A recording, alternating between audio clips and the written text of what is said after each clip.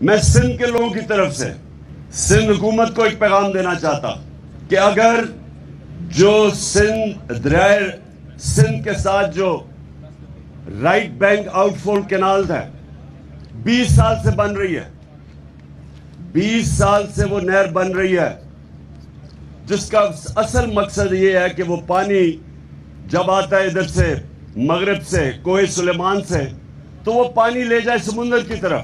20 سال سے یہ نہر بن رہی ہے۔ جو وفڈا ہمارے دور میں وفڈا نے اپنا کام مکمل کر لیا 7 تک وفڈا نے 2020 میں وہ نہر مکمل کر لی۔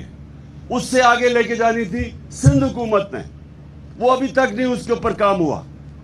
اگر وہ رائٹ بینک آؤٹ فول کینال کام کر رہی ہوتی تو یہ اتنی تباہی نہ آتی سندھ کے اندر، اور وہ جو پانی کھڑا ہو گیا جو اصل لوگوں کو اب مشکلات کا سامنا کرنا پڑا، پانی کھڑا ہو گیا وہاں، اور وہ پانی تب تک نہیں جائے گا جب تک ڈرینیج سسٹم ٹھیک نہیں ہوگا۔